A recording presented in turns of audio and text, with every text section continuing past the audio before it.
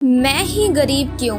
भगवान गौतम बुद्ध की प्रेरक कहानी। बहुत समय पहले की बात है। एक गांव में धर्म उपदेश देने के लिए लगे हुए शिविर में भगवान गौतम बुद्ध पहुंचे। गांव के लोग अपनी अपनी समस्याएं लेकर उनके पास जाते और उनसे समाधान प्राप्त कर नई ऊर्जा के साथ वापस लौटते। गांव के बाहर एक गरीब राह में बैठा बुद्ध के पास आते जाते लोगों को निहारता रहता। उसने क्या देखा? दुखी चेहरा लिए भारी कदमों से लोग भगवान गौतम बुद्ध के शिविर में जाते और नई ऊर्जा के साथ चेहरे पर खुशी व आनंद लिए वापस लौटते। गरीब ने सोचा, क्यों ना मैं भी भगवान के पास अपनी समस्या लेकर जाऊं। यह सोचकर हिम्मत करके वह भी शिविर की ओर चल देता है। शिविर में एक एक कर क्रमबद्ध तरीके से व्यक्ति को प्रवेश मिलता है, इसलिए वह अपनी बारी की प्रतीक्षा करने लगा। जो कुछ उसने रास्ते में देखा, अब यहाँ उसे साक्षात देखने को मिल रहा है। लोग एक एक कर अपनी समस्याएं बता रहे थे। भगवान गौतम बुद्ध चुपचाप शांति से सबकी समस्या सुनते और जवाब देते।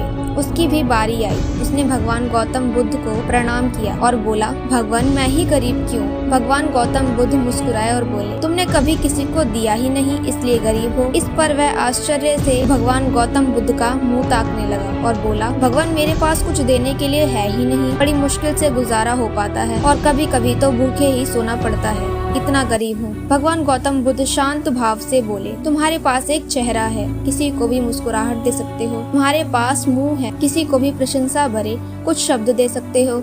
जो हाथ तुम्हारे पास है, किसी की भी मदद कर सकते हो। दरअसल जिसके पास में ये तीन चीजें हैं, वह भला कैसे गरीब हो सकता है? गरीबी का भाव मन में होता है। मन से यह भ्रम निकाल दो। लोगों को देते जाओ, गरीबी अपने आप ही दूर हो जाएगी। यह बातें सुनकर उस गरीब का चेहरा दमक उठा। उसे अपने प्रश्न का उत्तर मिल चुका है। अब उसके मन से गरीबी का भाव दूर हो गया है। इस शिक्षा को जीवन में उतार कर कुछ ही दिनों में उसका जीवन भी खुशियों से भर गया।